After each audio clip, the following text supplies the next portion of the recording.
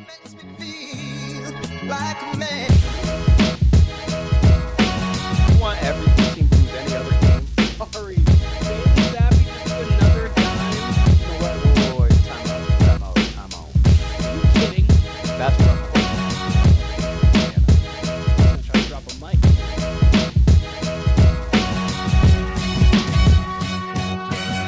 Welcome to the Warner Brothas Podcast. I am Kyle, joined by my brother Keenan. Keenan, nice to see you. We had a nice little pre-podcast discussion. We're gonna have to start recording these, like Maybe so. Go. Put them on like Patreon and have them as like behind a paywall on some Joe Budden shit. We could do that. Yeah, no, absolutely. We have sometimes almost better conversation before than we do like during. Not that we have bad conversation during, but the conversation before is fun. For sure. Very fun. For sure. We will be reacting to the wild card round. If you caught us on Live Cake, you saw us reacting to the Saturday and Sunday games, more so the Sunday games. Yep. We unexpectedly got a third doubleheader on Monday with the Bills Steelers being moved to Monday at 4:30. So we'll be reacting to those. In a nutshell, we'll be reacting to all three. We thought we'd have a guest. So this will be a little bit of a condensed show today. Thursday, we have something special for you, though. A little more debate, Absolutely. a little more hostility on Thursday, I'm thinking. But Keenan, where would you like to start? Is there a particular game? It could be Saturday or Sunday. It doesn't have to be the Monday game. What's really on your mind as it pertains to the NFL? Before you answer, Keenan, want to point out, it's Tuesday now. So we've had some head coach interviews. We've had rumors. Build to the Falcons. Yeah, right. With the interview there. We've had Harbaugh, I just saw before we got on. He just interviewed with the Falcons as well. People are talking about. He makes more sense there than Bill. That feels like a rebuild, like a little bit of a rebuild and a retool. And I feel like Harbaugh is going to be around a little longer. But any team with Bill's going to improve. So not that Bill's a bad hire. Well, you know what? Let's start there. This is easily the best head coaching free agent class I've ever seen. You've got Bill Belichick. You've got Jim Harbaugh. You've got Mike Vrabel. You've got technically Pete Carroll. And then let's say you got Mike McCarthy. Maybe he gets hired. Dan Quinn's also someone else who he's been a very good defensive coordinator. We'll see how he is again as a head coach, but and then also done a very good job with the defense minus the Packers. Some people would say Nick Sirianni. I think that's a little crazy, but it's being thrown out there more than it should. Part of that's because it's Philly. Part of that's because of the free agent class that they have. You know, it's partly Bill Belichick. He is the shadow that looms. It does sound like Belichick is kind of far in with the Falcons. But again, they interviewed Harbaugh. I think if the Cowboys became available, he would at least interview for that job. I think it would be his if he wanted it kind of thing. But to me, Keenan, again, we'll just start with coaching. I think that Cowboys job is the most interesting. More interesting than Philly, even though I think Philly has a world of talent. I just really don't think at the end of the day, push comes to shove, I don't think they push Sirianni out. He's super young. He's already been to a Super Bowl. And, you know, we heard it all year, and we'll talk about it once we get to the Eagles game. Lost both coordinators. That's going to affect any team, more so than I was expecting, to be honest with you. But again, we'll discuss that more. But the Cowboys, even if they don't hire Bill Belichick, let's say for argument's sake, Bill Belichick goes to the Falcons, right? They hire him tomorrow. Bill Belichick to the Falcons. You still could fire Mike McCarthy and still upgrade at Jim Harbaugh, upgrade at Mike Vrabel, and have Mike Vrabel for years, potentially. He's a young coach.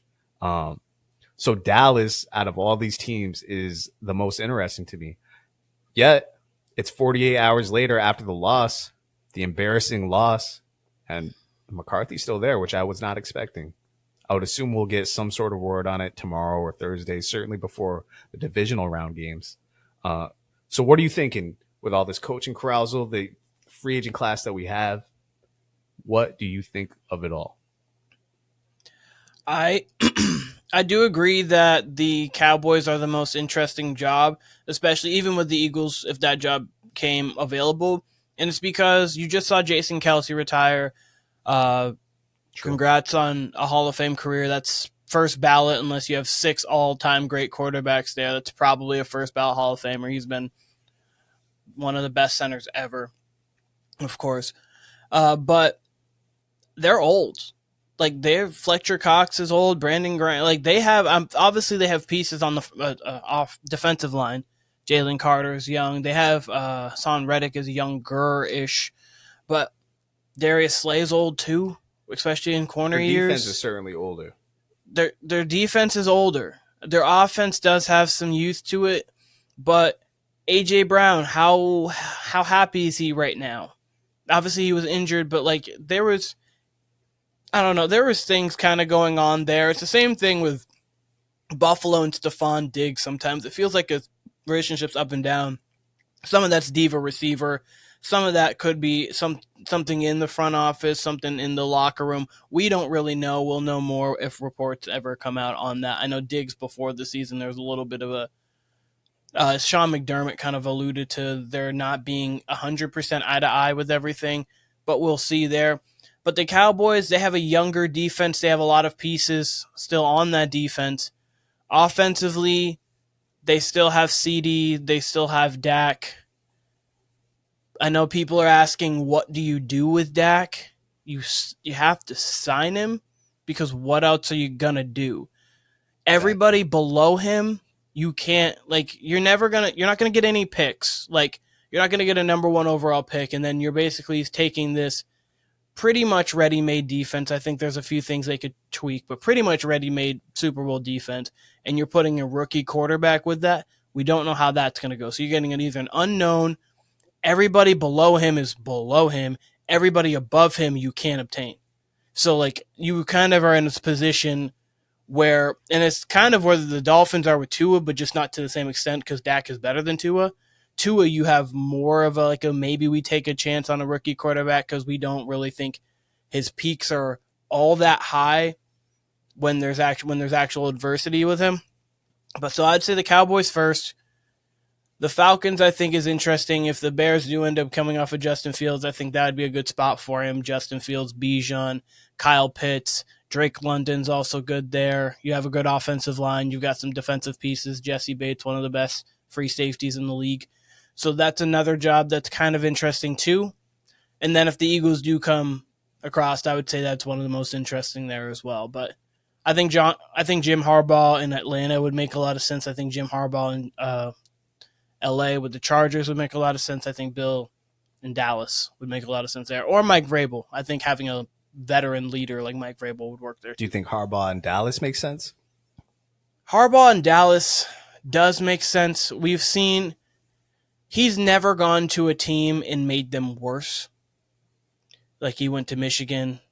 They were not great at Michigan for a long tenure, and then he gets there. They're 11-plus win team every season, playing in playoff games, and then winning a national championship this season. When he was at Stanford, he did a great job. Obviously, we know what he did with the 49ers. He brought them to a Super Bowl.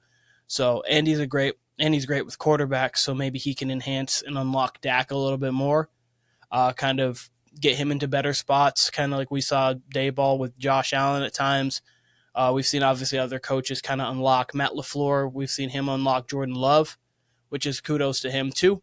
So I think Jim Harbaugh would work there as well. Yeah, I think he'd be great. I mean, Harbaugh has a career 71% winning percentage, so you can't go wrong with that. And he, once upon a time, you want to talk about unlocking QBs, got the most out of Alex Smith and Kaepernick. But Alex Smith especially, because before that, he was kind of looked at as a bust, like just looked at as an also-ran. And then all of a sudden, he's making deep playoff runs with Jim Harbaugh.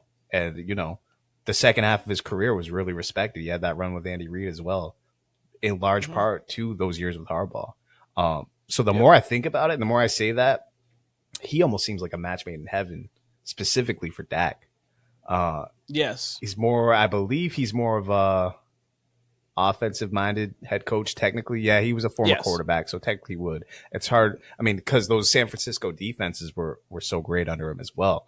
Patrick Willis in the middle. I mean, good Lord. I mean, you know, when it comes down to it, Belichick just seems perfect for the Cowboys, like absolutely perfect for the Dallas Cowboys. Pete Carroll even seems perfect for the Dallas Cowboys. I think any one of these options.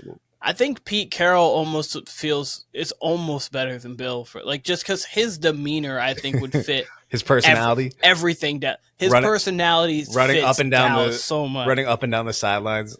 I laugh every time. He would be so much fun. Every time I see Pete Carroll just sprinting after a ref, just like screaming, it just makes me laugh. Brings joy to my heart. I don't know what it is. Love me some Pete Carroll. But it's crazy how him and Bill are like the same age, and he feels 20 years younger than Bill. Pete Carroll, just because of Pete how Carroll Bill might is. as well be like 50 years old. Like, you'll understand this. Yeah. You'll understand this. He's like, I say this all the time about our Aunt Priscilla. She's like 80 going on like 40. And that's Pete Carroll. Absolutely. Pete Carroll is, 72, but going on 40, 45. So they're two in the same in that regard. But again, I don't think that Philly job would be open. I think they suit Belichick more than anybody just because their defense isn't great. But, man, you get some young DBs in there. Who better to coach than Bill Belichick? Where I thought Sirianni did go wrong with this team, I think this team's at their best when they're running the ball, and they went away from that. They tried to be a vertical team, with Jalen Hurts, who's a good passer, but he's not a great passer. So, I think that's in Belichick's wheelhouse where he can control the clock, this and that. They last year, and that's probably kudos to Shane Steichen. I said before the season when we were talking about the Eagles, because you had them a little higher than I did, I thought they'd be much better than this. Record-wise, I thought they'd be the same. I just didn't think they'd go 10-1, lose 6-7, and be out of the playoffs in the first round for sure. But I thought that there'd be a little bit of a adjustment with Shane Steichen not being there any longer, and it was more of an adjustment than even I thought of, because when you have a back like DeAndre Swift, why aren't we running him at least 15 times a game? Like we saw in Detroit, he was busting a big run every single game in Detroit. Like what Jahmyr Gibbs is doing right now for Detroit, he's a little bit more explosive as of this moment, but DeAndre Swift was doing a lot of that. He just couldn't fully stay healthy, but he was healthy pretty much all season. And even for his for his burst, and we'll segue to he's got some power. Exactly. Yeah, he's a postseason back. He's exactly what you want in the postseason. Yes. He's someone who can turn a 3-yard run into a 5 or 6 yard run, which matters. He's someone that can wear down your defensive line as he's, getting those tough yards. So yeah, that's exactly someone you want in the postseason. And that's the strength of Jalen Hurts' game. Like he can throw. He's got better accuracy, certainly than 2 or 3 seasons ago. But put him in the read option. Put him in design QB runs. Don't drop him back like he's Justin Herbert. AJ Brown too. Like AJ Brown and Devontae Smith. Like Devontae Smith's a good route runner. He can get behind the defense for sure, but he's a good route runner. AJ Brown is a pretty solid route runner himself too, but also he doesn't have to be great. I mean, because he's just such a strong receiver, kind of like Dez, where you didn't have to throw the ball to Dez 45 yards down the field to get it to him. You could throw a nice 8-yard back shoulder, and he's coming down with it because he has such strong hands. I felt they didn't like to use the middle of the field a lot. I know Dallas Goedert was out for multiple weeks, but that they just didn't seem to use the middle of the field. They love to go deep down the sidelines, and I just don't think you need to do that, especially because your roster's not the Miami Dolphins where you're made of speedsters. And even the Miami Dolphins, they use the middle of the field. Tyreek went through in the middle. Jalen Waddle would go in the middle. They use their backs. But real quick, let me touch on the Falcons because it sounds like we're really getting on the Eagles. So we'll segue to the Eagles-Bucks after this, and we'll get into the division or the wild card matchups. Real quick on the Falcons. Sure. When you say Belichick to the Falcons, it sounds weird because the Falcons are like a second-tier team probably. They're not a blue blood as I described them last time. Like they're not the Cowboys or the Eagles or the. But guess what? You wouldn't have described the Pats as that either in 2000 when he took that job over, and now they're exactly that. Not. So and the fact that it'd be kind of weird too. Sorry to interrupt, but it'd be kind of weird to that and Tom Brady went from the Patriots to an NFC South team with one of the worst divisions, and then turned them into a Super Bowl champion when they had a lot of pieces. They were just missing they were missing a quarterback. And they went out and got a lot of free agent pieces. Like they built that team. They got, I was gonna say, they got free agents. They got Leonard Fournette. They got Antonio Brown during the season. They got Rob Gronkowski. They signed a few defensive pieces as well. They made their moves too, but like if another Patriot legend going to the NFC South, inheriting a lot of talent, just needing to organize it and then add a little bit more veteran play. So it'd be kind of interesting to see if he can follow the Brady mold. And that's kind of funny coming from Bill. To me, they're QB short. And like you said, that could be a Fields destination or who knows who pops up on the free agent market. But they're QB. Russell Wilson. Could be Russ. But wouldn't be bad there. They're QB short. And look at their division. It's going to be new head coach for the Panthers, and the Panthers aren't ready. Dennis Allen, who's done better than what I probably give him credit for. I mean, it's Dennis Allen. He was terrible in his first job, I believe, with the Raiders, and has done average with the Saints. But let's be real, that's a coaching mismatch. If you're and Derek Carr is not, unless Derek Carr is a resurgence, he's been a middle of the pack quarterback at and best. They just fired their OC today of 15 years. So I mean, that's you got uncertainty there, and then who's the other team? The Bucks, who now do look formidable. I will say that. Bulls, who, by the way, and we'll get to this again when we talk about this matchup, but Bulls has been underrated his whole career to me. I'm not saying he's an outstanding coach, but he's got the best Jets team post-Rex Ryan era. He did well with them, and they fired him.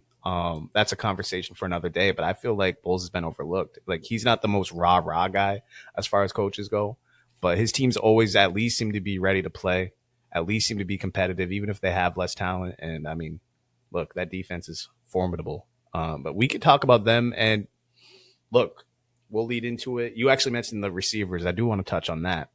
To me, whenever I see a receiver that's upset, I never put too much stock on it because 95% of your number one receivers, if they're not getting 16 targets, they're going to be upset. You know, if they even if they had 5 catches for good yardage, they still believe they can get 10 receptions for 250 yards, you know? So I don't really put too much stock on it when it comes to A.J. Brown. I will say that entire Eagles team this last month and a half has looked terribly unhappy. And that would be your case for maybe kicking Sirianni out. Again, I don't believe that'll happen. I would be more shocked, obviously, than McCarthy. McCarthy deserves to lose his job, in my opinion, just because it was an embarrassment.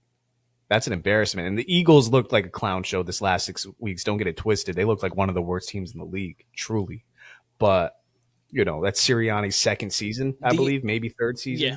So. The third season, I think he was there for Jalen. I think he's been there all of Jalen. That's Hurts. right. But the one thing I did want to mention real quick was the only way I could see McCarthy holding his job one of the two ways would be like if the Packers went to the Super Bowl, because then you could be like, well, we lost to the Super Bowl representative. They beat the 49ers. They beat either Detroit or they beat the Bucks to get there. Like, we were just one of many on the road for the Packers. I mean, so 3 years, all with Jalen Hurts. I think actually his first year was Wentz mixed with Hurts. So, I mean, this team's, speaking of Wentz and Hurts, I mean, they could have very well held on to Wentz, and they made it uncomfortable there. I actually think more teams should do that. I don't think there's anything, this is off topic kind of, but kind of on topic too. I wouldn't be against the Bears keeping Fields and drafting one of Caleb Williams or Drake May or whatever you want to do there. I don't think there's anything wrong with that. If he's your guy, you'll find out, right? Like, if Fields is really that guy, he'll outperform him. I mean, that happens on college rosters all the time, not for nothing. But point being here, to bring it back to the Eagles, they're used to that uncomfort. And look, if you want to say fuck Sirianni, again, I wouldn't agree with that. But if you want to say fuck Sirianni, we're going to go with Vrabel, or we're going to go with Belichick, or we're going to go with Pete Carroll. Pete Carroll wouldn't happen, but you get my point here. Harbaugh, they got options. I think Sirianni, if he got fired, he would be without a job for a day or so. You know what I mean? Like, he's one of those. He's a true, great coach. It didn't look like it. You obviously need coordinators. He's 42, which in NFL years, that might as well be 25 when it comes to an NFL head coach. Like, that's super young. So I don't think he deserves to be bounced. That being said, these last 6 weeks were embarrassing. Last night could have been more embarrassing. They completely folded after that safety last night. So you got to hold Hurts accountable for that too. And you saw last night Dallas Goedert kind of getting on Hurts, and Hurts not really having much of a response back. Like, I think Hurts is talented, but I've said this before, especially when we've been talking about QB rankings throughout the year. I think Hurts is, he's in that top 10 quarterbacks, but he's not necessarily the most skilled quarterback or the most gifted thrower or the most accurate or the most, you know what I mean? Like, he's not, it's not goddamn Justin Herbert. I used his name earlier. You know what I mean? Where he's got all the tools to be a quarterback. With Hurts, he's still growing into that good quarterback that he can be. Right. So yes. What's overall, like, I mean, I'll let you take it away as far as, we talked a little Bucks, but, I thought it was good Bucks as well as bad Eagles. And I think the Bucks do have a pretty good chance this weekend against the Lions. I could also see them getting blown out by the Lions, but I don't think they're a slouch by any means. And again, I am very impressed with Todd Bowles. I think he continues to be underrated. I don't think he's necessarily elite or upper echelon, but I think he's better than the rest. You know what I mean? I think he's in that very good coach or good coach category. So I'm talking a lot here. I'll let you go. Absolutely not. You're fine. It was the first time a Bucks quarterback went 300 yards and 3 touchdowns in the playoffs, which is a kind of weird stat because we thought Brady would have eclipsed that at some point. But Baker, 337, 3 touchdowns, no picks, 5 receiver has over 45 yards. It could have been 45. Mike Evans dropped a couple. He dropped one bomb on the sideline where they didn't end up scoring, and then he dropped another bomb that dropped in. That could have been 2 touchdowns from Mike Evans. That could have easily been a 40-point Bucks output. Clearly, we saw Hurts was missing Brown. That mattered. They had Devontae Smith, Dallas Goedert, and then it comes down to Quez Watkins. That's where I think you should run the ball more, so I think that's play calling there too. But Jalen Hurts has got to be better. That team's got to be better. You could tell they weren't, even when they were winning, you could tell there was something wrong. And most people chalked it up to, they'll find their groove, but they're still winning games regardless. Okay, but they didn't find their groove, and you could tell that something was off with this team early. We just didn't chalk it up to what it was early on, or at least most people didn't. This Bucks team is live against the Lions. I favor the Lions right now. We'll give our picks out on Thursday. I favor the Lions in this spot, but it's definitely a spot that the Bucks can win because the secondary can be had. We saw what Matt Stafford did to that secondary. He was elite in that game. He was playing phenomenal football. Just came down to a few plays at the end, and in the red zone really holding them to field goals. We'll talk about that game more later. But I was impressed with this Bucks team. Obviously, it's their best win since the Super Bowl. So kudos to them. Kudos to Baker. I do have a quick Baker question for you when you talk about the game. Do you think Baker is a borderline franchise quarterback at this point in time? I'll answer that in a second. I do want to rebuttal some of what you said. So absolutely. The Eagles, when they were 10-1, we did think like, okay, they're not a true 10-1. Maybe this is closer to a 7-3, 7-4 team. Maybe they're not as crisp as last year. But AJ Brown was absolutely balling out. The offensive line was still that offensive line. And the defense was doing enough, right? They didn't completely fall off. They didn't gotten as hurt as they did. The last 6 weeks, what we saw was a mess. From them replacing their DC with Matt Patricia, of all people, to them all of a sudden, like I mentioned before, them becoming a vertical team. Like all of a sudden we want to be the Chiefs and just abandon the run. Like, what's the absolute strength of this team? It's clearly the run game. I thought you were asking a rhetorical question, not to me, but to yourself. What's the big part of the run game though? The offensive line. It's Jalen Hurts. It's Jalen Hurts. It's DeAndre Swift. It's the tandem of those. It's like, why would you take the running out of Lamar Jackson? But their absolute strength out of everything, out of all that, is their offensive line. Oh yeah. Right? Oh yes. Yes. So, but to your point, to what you're saying, you want to ride that offensive line. You want to run the ball. You want to get Hurts and some run action. You got Swift. You got Gainwell. I don't understand why they went away from that. So, again, excuse me. you'll notice when this is up, we had some technical difficulties. So I may be repeating myself here, but my point was, if you do want to fire Sirianni, again, I'm not in complete agreement with that, but if you were to, you'd point to these last 6 weeks where they just completely abandoned their identity.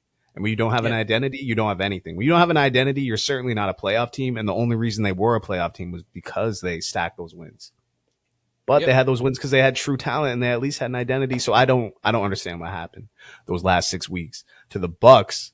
Yeah, that Bucks, they could have made that game a lot uglier last night as far as the score. Mm-hmm. You mentioned the 2 drops. Yeah, they don't have those 2 drops. That's certainly a more difficult game to look at if you're an Eagles fan. And I'll say this, the Eagles actually showed some life yesterday. They got some pass rush. And then that safety happened and that long touchdown happened and they were dead. They were dead. They had no fight in them. And,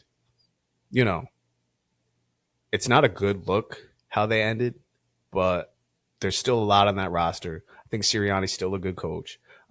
He'll have a better coaching staff next year, assuming he comes back. So there is still things there to be excited about if you're an Eagles fan. It's an embarrassing way to end your season, but there's still things there. Now to your Baker Mayfield question, what'd you say? Is he a borderline franchise quarterback? Is that what you asked?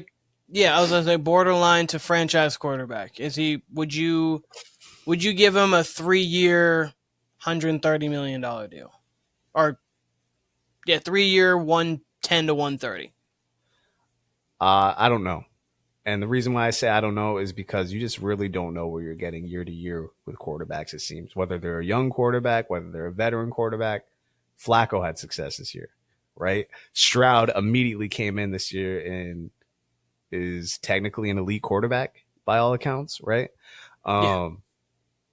Lamar, who's going to win MVP, it almost seems like, he's had that one MVP season before, but it seems like the other seasons where he didn't win MVP, you could argue he was even better statistically than this year.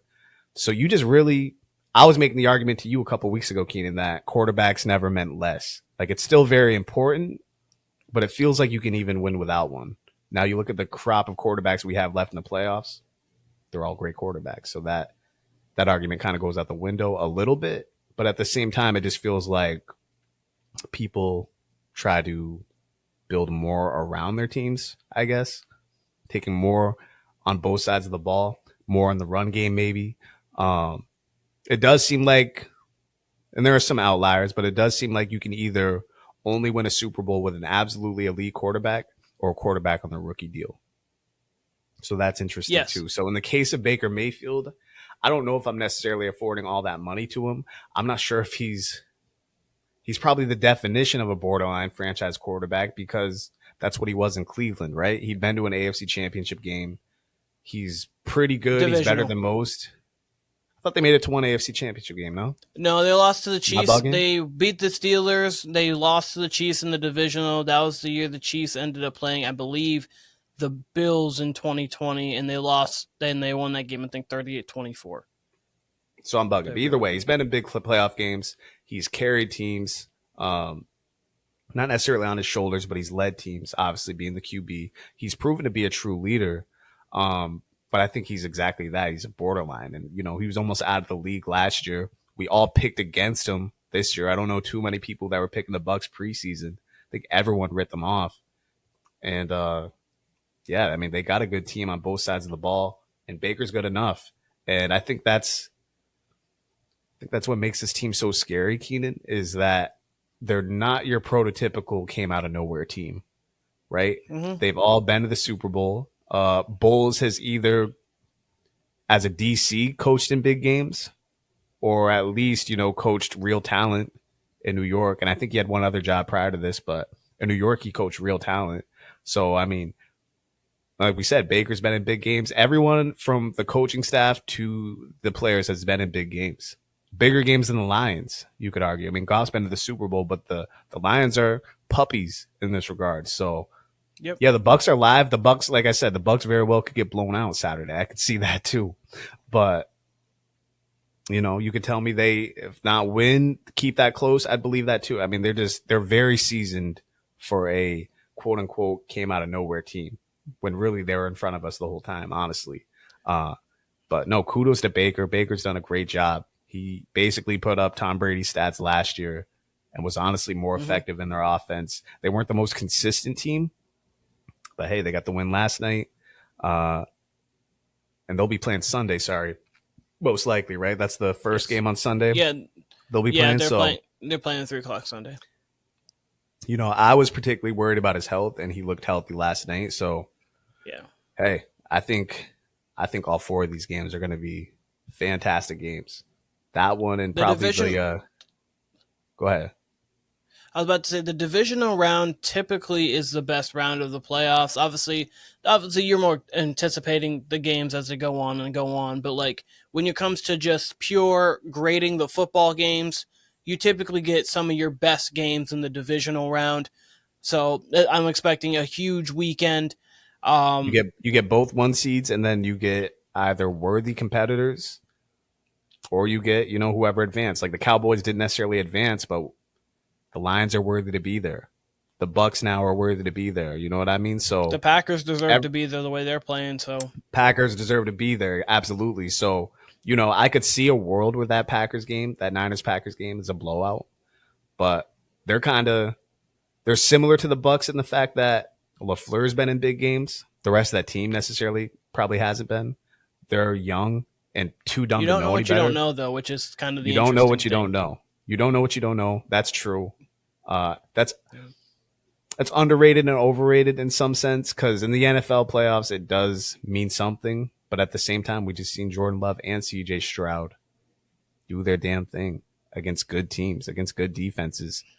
Yep. But my counter to that would be wild card round. It's different than divisional round. The quality of football goes up, the stakes raise. But hey, we'll see. And I cannot wait to talk about these more in depth on Thursday. But no, I'm super excited for all these games. We'll get to truly see. All right, we seen Stroud do it against a weird Browns team. We saw Jordan Love do it against a meltdown of a Cowboys team. I think it's hilarious that Dan Quinn put together like the worst effort he possibly could have put up. Like McCarthy's going to get a lot of blame, as he should. He really should. Dak should get blamed too. And as you said earlier, Keenan, there's a lot of Cowboys fans saying get rid of Dak. You can't. There's no way. Like, sure, go ahead and take a flyer on a 3rd or 4th round QB you did Dak and see what he is. And sure, if he's better than Dak, by all means. But unless you can trade Dak for someone, you're going to have to work with him. You're going to have to find the right head coach for him. And look, McCarthy and what are you trading Dak for? Like that's the thing. Like, what can you trade Dak for? You can't trade him for the number 1 overall pick. Caleb Williams is there. I don't know, depending who would trade him at 2, would Kyle, as a Patriots fan here, I would be ecstatic if you just said we're trading Dak for the number 3 pick. I would be pumped. Thank you. We'll take Dak. I would be perfectly. Me personally would be perfectly fine with taking Dak at the number 3 pick. I don't know if you would, but I would be. See, when you say it like that, then you're telling me Dak Prescott's worth whoever's there. Like, let's say Marvin Harrison Jr. is there at number 3. Is Dak Prescott worth that? To me, no. I think you know what you're getting more out of Dak than say if one of the QBs is there, especially if Caleb Williams is gone. Because like I said, you see it year to year. You see it now with Trevor Lawrence, right? Everyone said Trevor Lawrence was the next thing smoking, and he's been pretty good. Compare that to CJ Stroud, where everyone's like, hey, Ohio State QB, we know the history there. He's truly the golden child, right? Like he's the one. He's the one. So nobody knows fucking anything, it seems like. I mean, of course, the scouts know their shit, but when it comes to what's actually inside a player, I mean, come on. I mean, the example you could use literally every time is the GOAT was selected at 199 in the 6th round. I mean, come on. No one knew. Purdy, no one knew. He's literally the last pick. Purdy's going to be, handed the keys to a Super Bowl team. So, when you put it like that, if it was anything else in the 1st round, Keenan, like the 15th pick, I probably wouldn't be too mad at trading for Dak Prescott. 3rd pick, especially if you can get Marvin So Harrison, especially if you can whatever QB, whatever, you know. But again, I'm so not you're too big on rookie QBs that's either. But go ahead, that's go ahead, go ahead. interesting. No. That's just a really interesting point that I might even clip. That's really interesting. Would you trade Dak for the number 3 pick in the draft? You wouldn't for one because that's Caleb Williams, and the upside from what you think is higher than Dak. At number 2, if you're talking quarterback, that's Drake May. A lot of people are high on him. Jaden Daniels is there, so a lot of people are high on these people. But basically, 3rd pick, you're looking at either Jaden Daniels, Drake May, or Marvin Harrison Jr. Would you trade Drake May, Marvin Harrison Jr., or Jaden Daniels for Dak Prescott? That is an interesting question. With Dak, another thing I wanted to bring up too when we're talking about Dak, his regular season is MVP caliber. That's his ceiling. So technically best quarterback in the league is his ceiling in the regular season. No, I'm statistical. I don't believe like that. Obviously, though. I don't believe that. I don't believe any of that for a second. Like that's no, why. But no, I get what you're saying. I get what you're saying, but let me cut off because I know where you're going with this because you're setting the table for what Dak is and what the number 3 pick could be. I get what you're saying, but when I think we first started talking about us personally, me, you, and Tim. I think we started talking about Dak MVP week 12, and the table was set for it. But in my mind, I'm literally thinking like, what the fuck kind of league is the NFL if Dak Prescott's the MVP? Is what I'm thinking. In NBA terms, Keenan, that'd be like Karl Anthony Towns becoming MVP because like everybody else was injured or everyone else just happened to be having a bad season, right? And even that almost doesn't work because Towns has like otherworldly offensive skill. Whereas Dak Prescott, like you saw it in Sunday's game, down 14, you don't feel as comfortable with him. And let me compare someone who's been compared to Dak Prescott a lot, Kirk Cousins. Kirk Cousins could throw you back into a 14-point hole. He's got the IQ for that. Dak doesn't necessarily have the IQ, nor the poise, nor just the arm talent, the talent in general. When he scrambles, he looks slow. He's more athletic than some quarterbacks, but he doesn't have true burst. Like he really does look slow. So with Dak, you get what you get. He's equally underrated as much as he is overrated. That comes with being the Cowboys QB, right? So, you're talking number 3 pick. Talk about someone maybe I've been hard on. Pause. Being Trevor Lawrence, right? I would trade the number 3 for Trevor Lawrence. There's true upside there, right? Hypothetically. Dak Prescott, we've seen what he is. You gotta have a like that Eagles team. You put Dak on that Eagles team last year, he'd have the same success, if not more, than Jalen Hurts. But is he a super skilled thrower of the football? No, he's a pretty good offensive player. He's not a great offensive player. I know his stats trended toward MVP, but a lot of that to me is McCarthy and, the team around him, right? Not to say Dak's a scrub. Dak is absolutely not a scrub. And just in general, I think we talked about this before, Keenan, in past years. Yeah, I'd probably take him as the Patriots quarterback.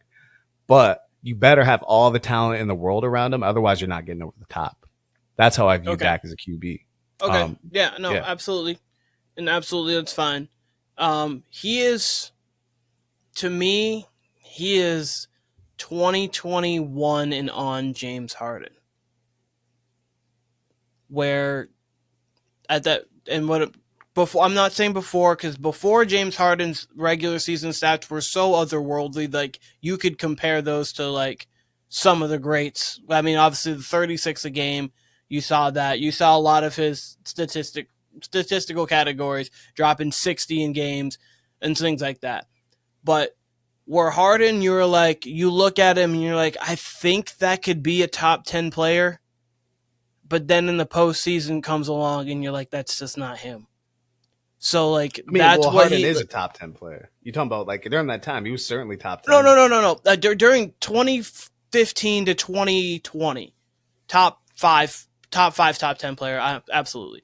What I'm saying with Dak is like 2021 to 2023 Harden, what we're seeing now, like midway through his Brooklyn Nets time to today, is when he became a guy where you squint and you're like, is that still a top 10 player is that a top 10 player in the league? Is that top 6? Like, is he really one of those guys? And then you see him in the brightest lights and you're like, that's not. Never mind. I'll say that's this. kind of what Dak reminds me of. I'll say this. I think I have a Harden comparison, but that's to the Dallas Cowboys, right? Because to me, fair. Harden's absolutely elite, always been elite, right? And he will leave you when you need him most in the playoffs. Like, you could be the biggest Harden defender, and we've seen him literally quit the playoffs. We've seen him try in the playoffs and just not have his best game. Like, it's a bad combination of both. That's the Cowboys. There is no reason to trust the Cowboys. Me, you, and Tim aren't even Cowboys fans. What's up?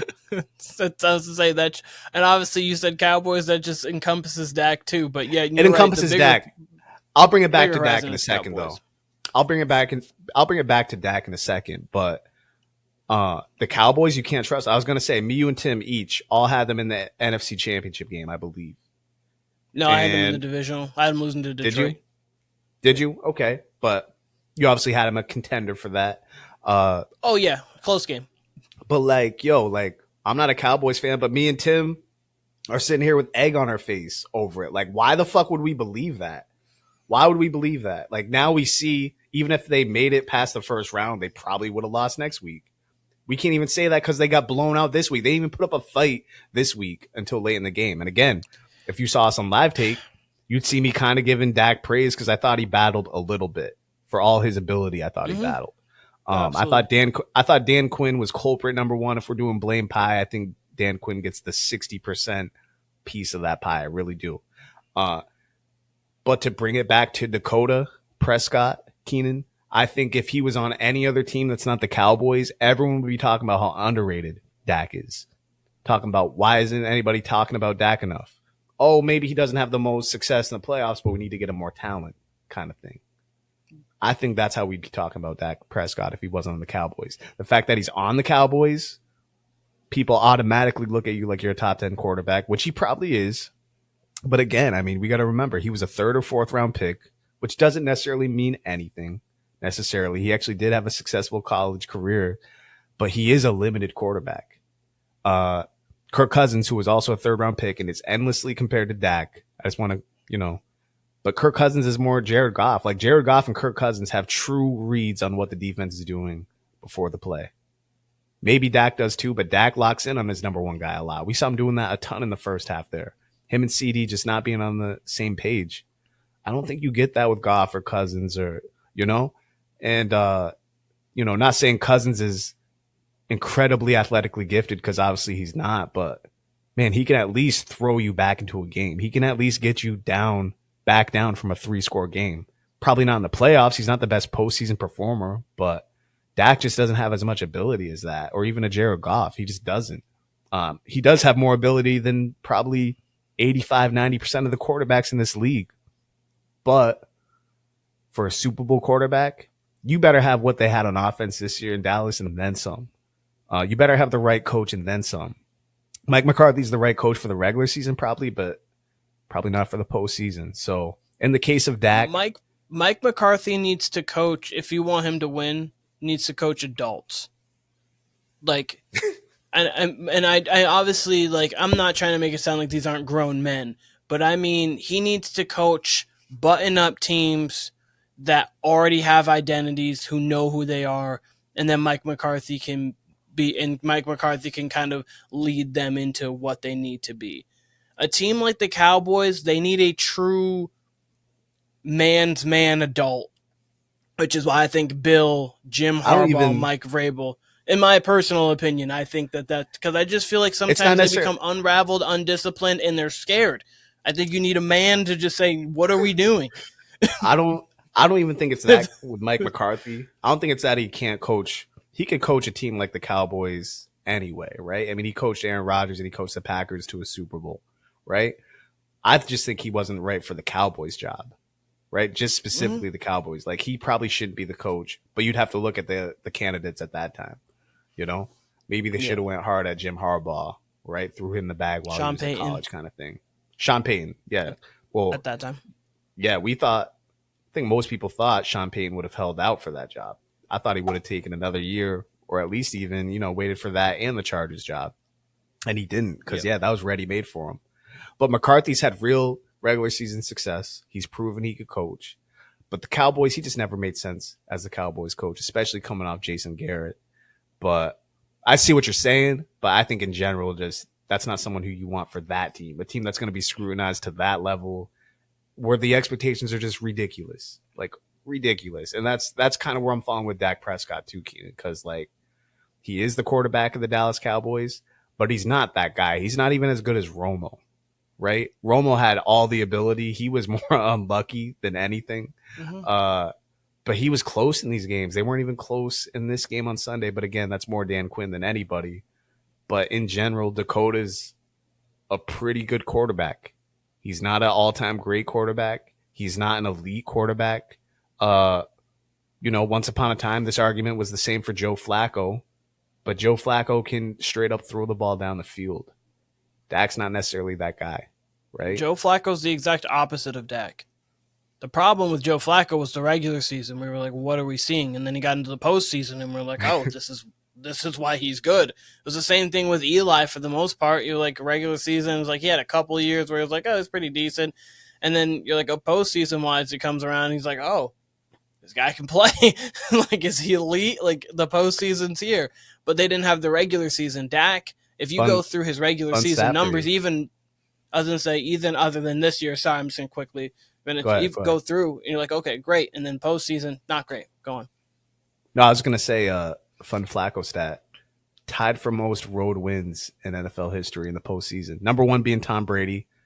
And Brady basically accumulated that over, 20 plus years or whatever, however much he played. Flacco probably had 6 or 7 runs, including this one, and stacked up those road wins. So yeah, Flacco is the true postseason It makes performer. Sense. I mean, it makes sense that Tom Brady's up there, but it also makes sense why he's tied with Flacco, because when you look at Brady, it was you're coming to Foxborough, and we just live in Foxborough because he was the number 1 or number 2 seed every year. So obviously the divisional round was always in Foxborough. Wild card, I mean, there wasn't really a wild card until like the later years in Foxborough, and then most of the time the AFC Championship game at home. So that was a scary place to play for a lot of people, and that's kind of what Arrowhead's turning into, obviously, because last 6 years prior to this season. And then only if the Texans win, it'll go back there. But we can actually, speaking of Arrowhead, we can talk about this Chiefs game a little bit. Did exactly what I expected to the Dolphins, 26-7. I thought the Dolphins would score a little bit more points. I thought they'd be able to run a little more. But it's like the West Coast teams in college football. They're meant for September of November-ish, like early November. Once it starts getting to late November, they're not really that team. They're a team that if they're going to win it all, they need to get the 1 seed because they need everything flowing through Miami, and then obviously you get the Super Bowl in a dome. But Chiefs were going to win that game. I know there's some people that are like, oh my gosh, the Chiefs are kind of back, and then there's other people who are like, the Chiefs aren't good at all. The Chiefs are what we thought they were, a team with a true identity of defense and running the football. And then you have Patrick Mahomes. You have Patrick Mahomes to try to make plays when he can, and we'll see if the receivers can actually make those plays with him and if Patrick Mahomes can not try to do too much. Rashee Rice is becoming a person who can allow him to do such a thing and allow him to be really a go-to guy. And hopefully Travis Kelce gets the Taylor Swift out of himself, because he's not the same guy right now, and he's dropping easy balls that he hasn't dropped in years. So we'll see, but I think the Chiefs are right where I thought they would be. Yeah, and one way I take the Arrowhead shine off compared to Foxborough is that the Chiefs are 4-4 this year at home. Just that little nugget there. But no, I mean, that is a tough place to play in general, especially cold weather. And to talk about the Dolphins game, yeah, it's exactly what I expected as well. The Chiefs were more equipped for it. I agree. I thought the Dolphins would have a little better of a run game. we talked about this on Live Take, and I should have went back and looked, but there was something when it was a 10-point game that McDaniels and the Dolphins have a gripe about. And I probably shouldn't even mention it because I can't remember, but there was something that happened, either a no call or something. I think it was a no call that they did not get. That would have mattered in the case of being competitive for the Dolphins, but I still don't believe they would have went on to win the game. It just would have helped them be a little more competitive at that point because it was a 2-possession game. No, okay, that was a Lions game, I think. Because I remember there was a false start that was a offsides, but they ended up calling it a false start, but it wasn't that game. It was a different game because that made it from 4th and 5 to 4th and 10, but that was the Lions Rams game. I'm assuming, given the situation that I'm describing, it was a 3rd down going into a 4th down. So I'm assuming it was like a PI or a defensive hold that wasn't called, that should have been called. That, again, would have extended the game and the drive. But I don't think the Dolphins win that game ultimately. No. So I said here last week, like, if this was anybody but the Dolphins coming to a cold weather KC, I probably would have picked the Chiefs to get upset in the first round. So we all have on that all season too, but obviously matchups didn't work out for that. Right. So, I mean, given this game, I'm not saying what my picks are, but I mean, shit, if you saw the show last week, I had this exact matchup, Bills-Chiefs. Bills didn't look great, but they did what they had to do. The Steelers kind of played with them a little bit yesterday. They could have been in that game a little more if it wasn't for some turnovers and some missed opportunities. But the Bills at the end of the day took care of business. They're ready for the Chiefs. They're going to be playing Sunday night. So it's not necessarily, the rest isn't going to be as big of an issue as I initially thought. So, look, Bills, you got to win this game. You're the better team. Your defense definitely has some holes. You got more injuries yesterday, but the Chiefs have some leaks too. So this should be a good game Sunday. Same thing I've been saying since Burrow got hurt. With Mahomes not playing well, Kelsey not playing well, the Chiefs in general, that offense not doing as well. If not this year for Lamar, but especially Josh Allen and the Bills. If not this year, then when? Right? You got Mahomes on the ropes. You got Burrow knocked out. You got Mahomes on the ropes. This is the year. Herbert's not in it. Tua's gone now. That explosive offense for the Miami Dolphins is gone. Now it's just Chiefs and Bills like it's been. You got Lamar against a rookie. These quarterbacks got to do their thing. The Chiefs can either play spoiler or the Bills can take care of business and at least get themselves in the AFC Championship game versus a rookie quarterback or versus Lamar. And, that the same statement goes for Lamar, who has not had the biggest postseason success. At least we can say Josh Allen has played well in the playoffs. Lamar, we haven't seen it yet. So same with him. He has an opportunity to right some wrongs. This Texans team, like we said about the Packers, Keenan, you don't know what you don't know. So they very well could put up a good fight. But that Ravens team's truly full of vets. Harbaugh's been in big games. They should take care of business, right? I think there's a world where it's a really good game.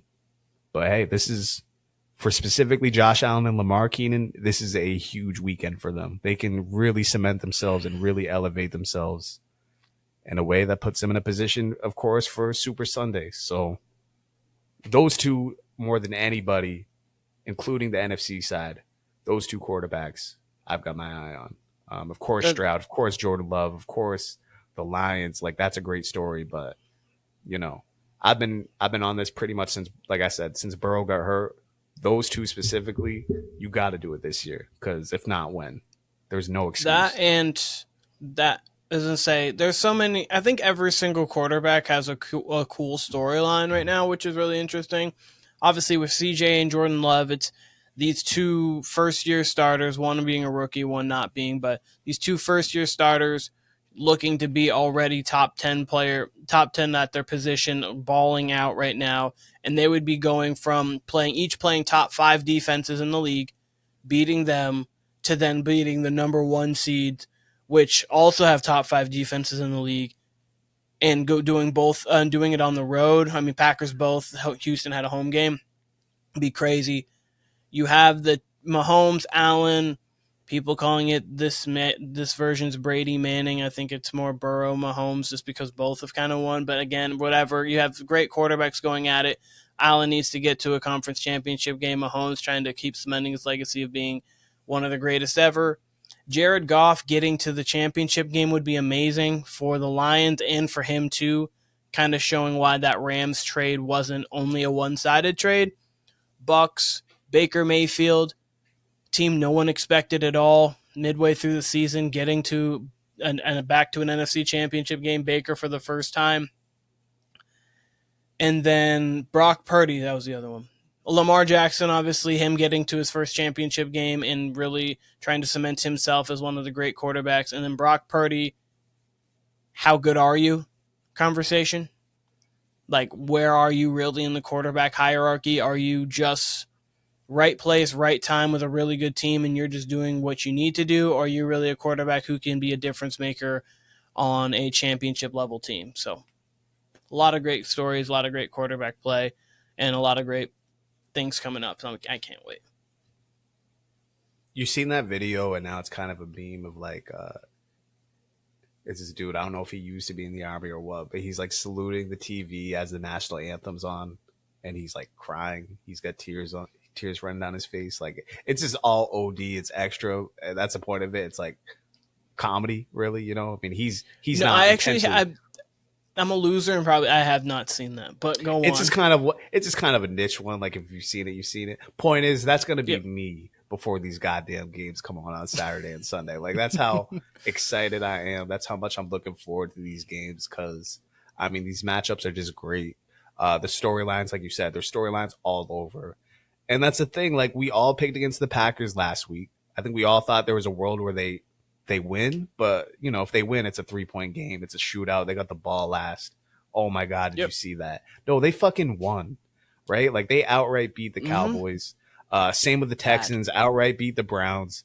So we can say, like, obviously I'm not giving away anything here when I say all of us are going to be leaning towards the Ravens. Probably we could all probably come up with a world where the Texans win, but we're all probably leaning Ravens. Bills Chiefs is a 50-50 game. We're probably all leaning Lions instead of the Bucks, but that's why, the NFL is just amazing. It's got a lot of flaws. It's got its flaws, but when they're ready to put that 18th game in, I'll be ready. I'll be watching all 18. I mean, the fact I didn't love when they put the 7th team in for the wild card and they took away that second bye. I didn't love it because I thought it was a perfect product. But guess what? Now you're getting in that first weekend, you're getting more of a March Madness vibe than you ever did.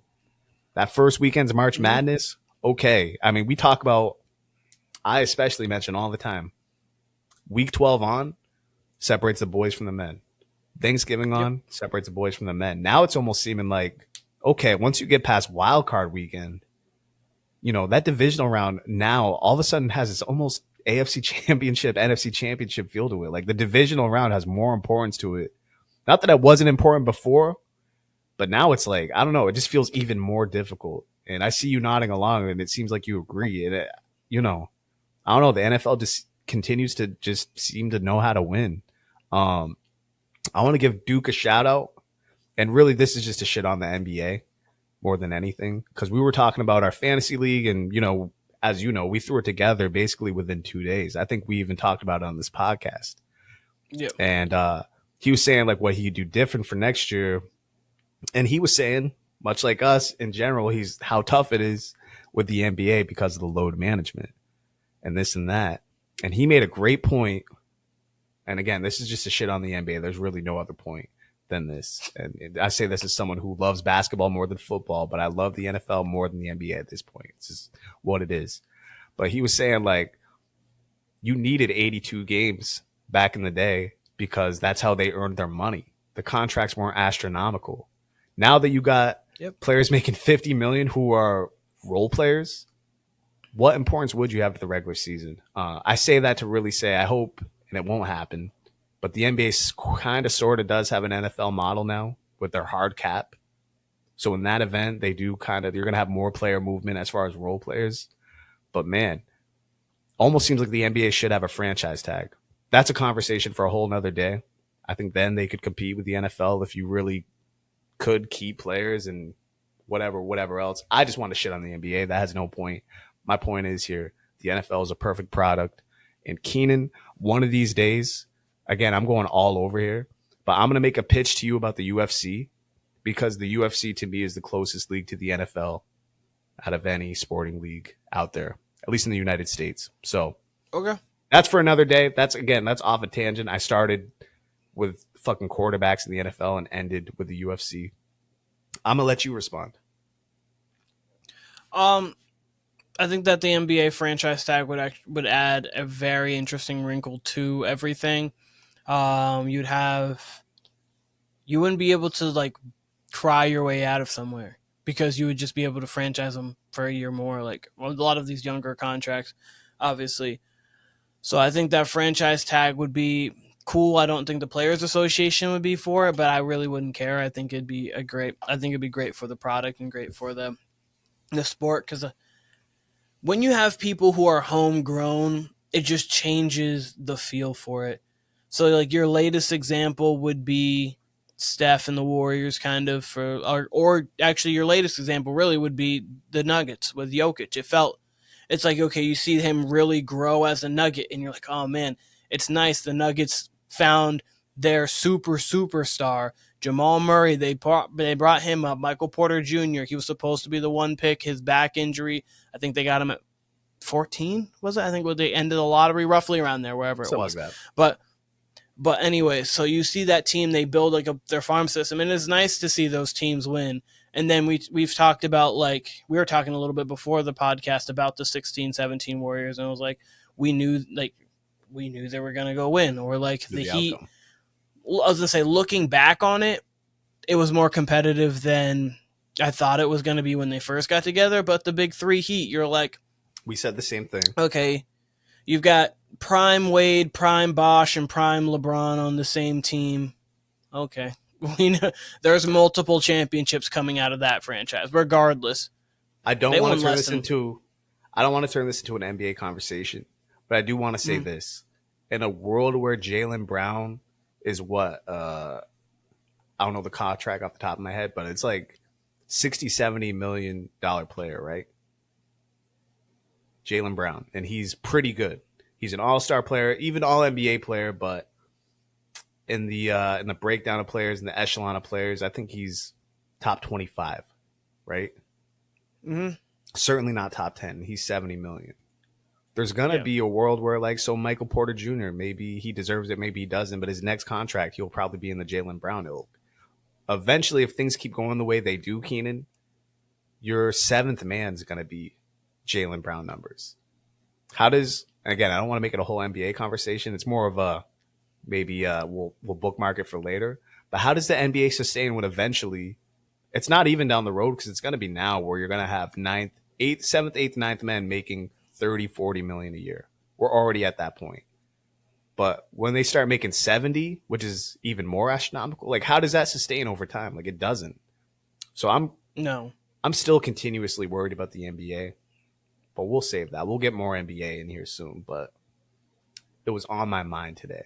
So, yeah, no, I completely agree with you. You saw a lot of these deals, like Desmond Bane's a very good player. He's top 35 for sure. You could argue where amongst that 35 he is, between 25 and 35, wherever. You got a $207 million deal, I think, over 5 years. You're like, he's at least capped, though. He's coming off his rookie extension, so that's slightly capped. Yeah. You know what I mean? But it's when you get it's when you start getting into year 6, 7, 8, like Jaylen Brown, where like you can make real money, which Desmond Bane, again, to your point, is real money, but you get my point. No, and you think about it, you're right, and that adds to my point even more. $207 million for Desmond Bane already, when you think about it, feels high, and he has a chance to make more per year. Like in a regular sense, I think that your max player in the NBA, I'm thinking 45-ish million a year, roughly 45 to even 50 for your really peak players. So your second tier players should be getting 30 a year. I think when you like, if I would have looked at that in 2012, That's a Desmond insane Bain money. would have gotten like a 4-year, $125 million contract. I'm like, oh, he got the bag. Like a 207, you're like, oh, he's getting paid, but like he can get more. Like I just think that's crazy because it's, I mean, good for the athlete because obviously that's in Desmond Bain's case, from what I said to what there, that's $87 million more, so good for him. But like, I don't know, it's crazy. The fact that you can get 30 mil for a role player, but 40 mil costs you Daniel Jones in the NFL, it's crazy. And I'm not saying that NFL players should necessarily be paid more. I'm not saying either way is right or wrong, but I am saying in the case of the NBA, I don't follow the MLB. There's no cap in the MLB, and it does seem like there's more rest days, like when I just catch stuff on ESPN or if I just catch stuff as I'm scrolling. So I'm sure, I'm sure hitters get their off days, but it does seem like even with their astronomical numbers, that people are still playing a large part of these 162 games if they're not injured. Yep. I could be wrong about that, but you know, the NBA, man, it just continues to just have no incentive for their stars to play. The only thing that's really different in the MLB is pitchers. So obviously, like, you used to see 300 plus innings from your pitchers. Someone like Pedro Martinez. Now they have pitchers pitching 5 and 6 innings, but that's more of a managerial thing. So seeing this, little connection issues there. Kyle's dealing with a storm there. So I'm going to finish my point here where I was talking about obviously pitchers. By pitchers, kind of you have your guys going 5 innings, and then you have multiple relievers now. Like, there's been such a stress on relievers. There's a huge stress in the NFL on backs by committee because you have so many backs that are actually good now. And then there's a less of an emphasis on quarterbacks. That's what we were talking about earlier. But we were talking about the NBA role players and how those role players are getting paid more and more and more, and how it's kind of crazy that they are. I was going to bring up that Dante DiVincenzo, who is, okay, got like a 4-year, $50 million deal. And I was like, oh, okay. And that seems super light, but also at the same time, that seems like that's a pretty big deal for someone of Dante DiVincenzo's caliber. That feels like a 3-year, $18 million guy of old. So I think it's kind of crazy that he's getting. That's basically what, 4 years, 4 years, 12 million? 4 years, like 12 and a half. I was going to say 4 years, about 12.25-ish million or 12.3 million. Yeah. So I think that's kind of crazy. No, it's just the fact that, like, it's a mix, right? Because like we said, like, it's closer to the NFL in the fact that you're going to have to pay your stars, but you're also going to have a lot of cheap deals too. So there's going to be more role player movement in the NBA, which that's the case in the NFL, where you have a lot of the middle class moving around. What's different is you can still just make astronomical money at any position. You know, if someone offers you the money, you can take it. You can still go over that cap. There's just a lot of repercussions for it in the NBA. Whereas the NFL, there's a cap for everything. I don't know. It's just tough. The NBA's just worked themselves into this hole that isn't great. And I know we're in the dog days of January in the NBA, so it's never like the best time for the league. The league really heats up, obviously, right after the Super Bowl, once it's All-Star weekend. But it's just, I don't know. How much NBA have you truly watched since the in-season tournament? Have you increased in viewership? I mean, there was a time, just to set the table here, I mean, like 5-10 years ago, I'm watching January games more. I'm just watching. I'm coming home. I'm watching the games. That's what I'm watching. Now, I can't say that. I'll have it on the background, but I'm not paying attention like I once was in January. After football season, I'll be paying even more attention. But I thought, I mean, we said it in December how like we were paying attention more to the NBA than the previous year. I would say almost immediately after that in-season tournament ended, minus the Christmas Day games, it's kind of gone to the side. Like I'm just not paying attention as much as the NFL for sure. So Kyle, yesterday, Martin Luther King Jr. Day. Shout out Martin Luther King. Shout out. Okay. Big NBA day. It used to be a big NBA day. Still is. That game's on all day. How in depth did you watch all those games? I didn't. That's my point. Like that's literally the point. Like before, I I understand that there were 2 football games on. That's but part of it. Even with football games on, it's still one screen here, another screen here. You're paying attention to the games and everything like that. I understand there's 2 playoff games on, but it was basketball all day.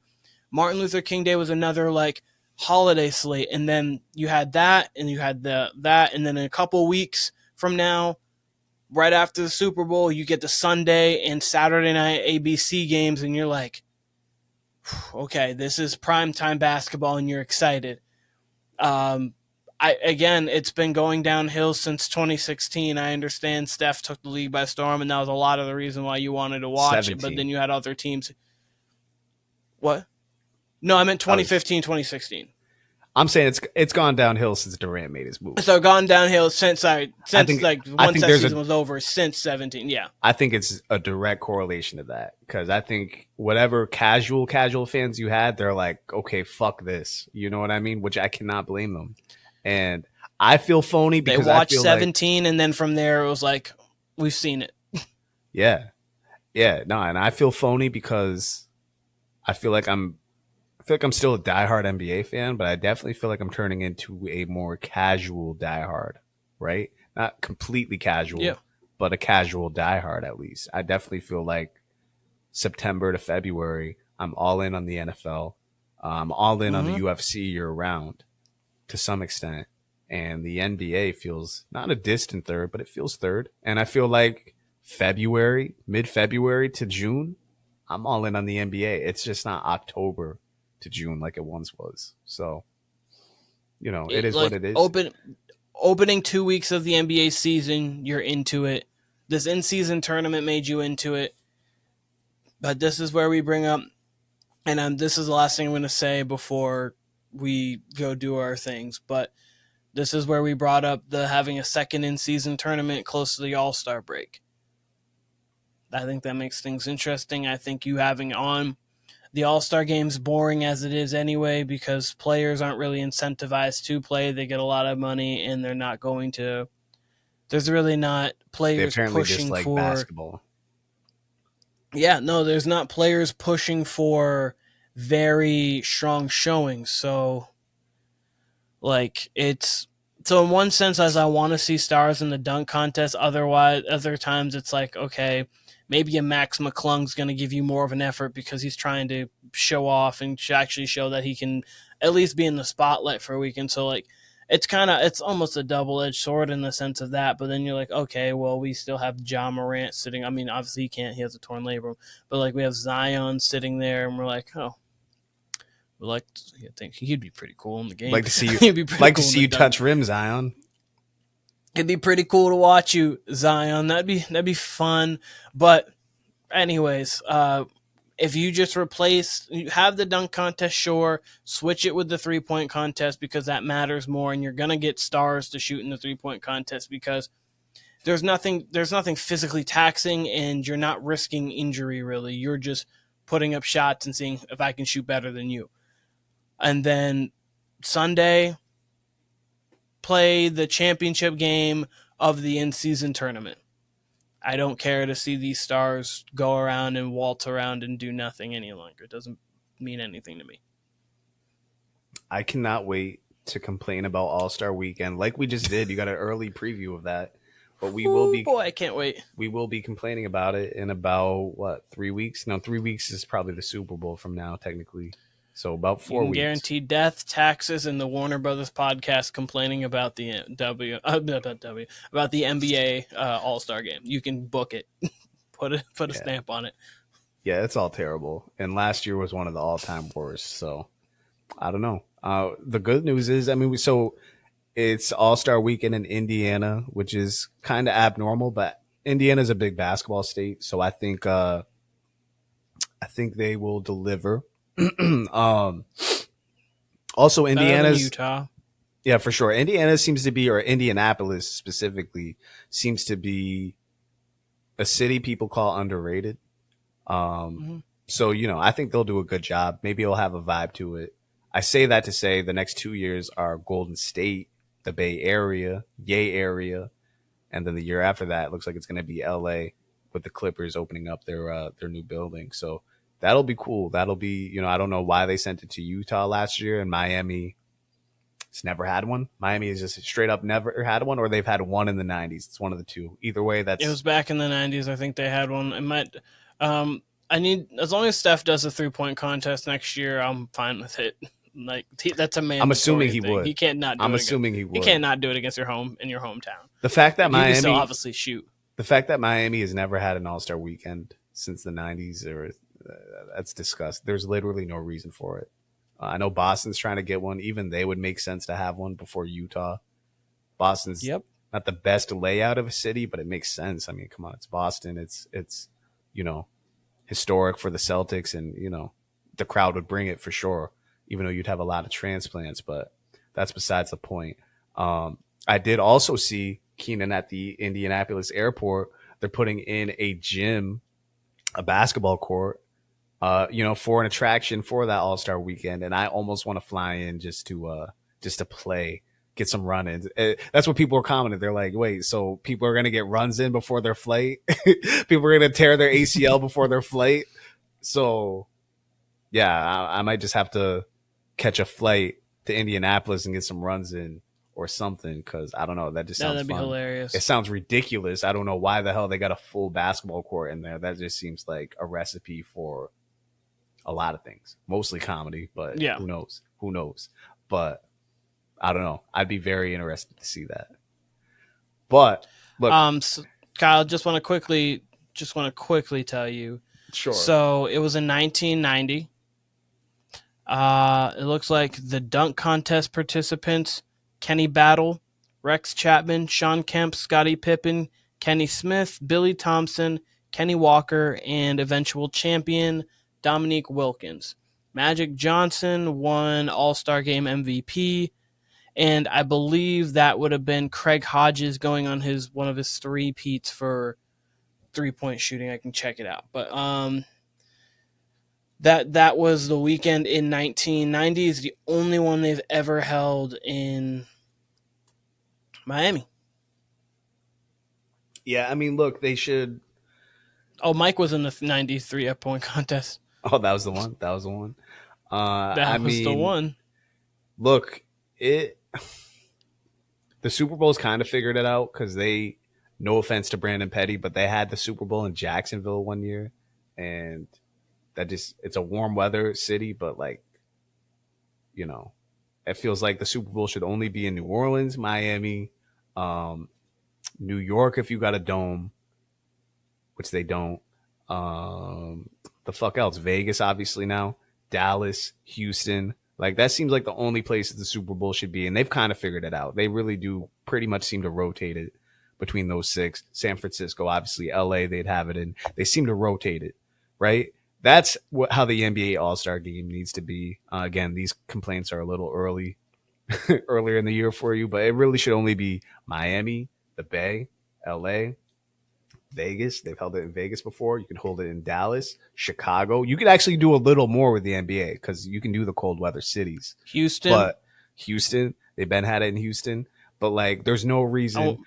Didn't mind Orlando. The biggest stretch you could have with these small-ish cities would be somewhere like Orlando. Orlando could do it. Boston could do it. Mm-hmm. That's a small city, but it's got the basketball history, and they got real sports fans. So Indianapolis, that's fine.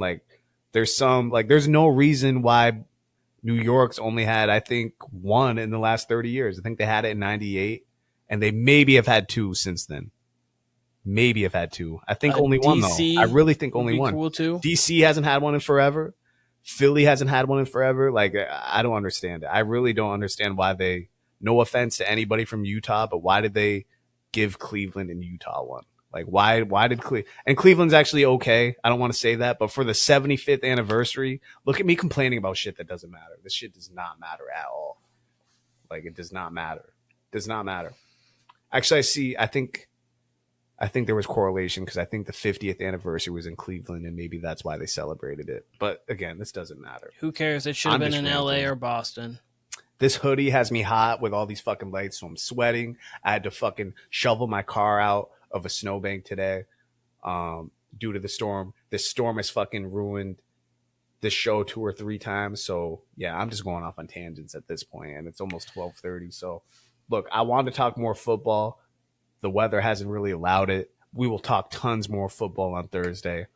Catch Keenan and myself on Live Take debating football. We will be debating the divisional rounds. Not necessarily debating, but we'll be discussing the divisional rounds this weekend. Catch us Saturday and Sunday, possibly, for sure, at least one of those days. Catch us on TikTok, Warner Brothas Podcast. Catch us on YouTube, Warner Brothas Podcast. Catch us on Instagram, Warner Brothers Podcast.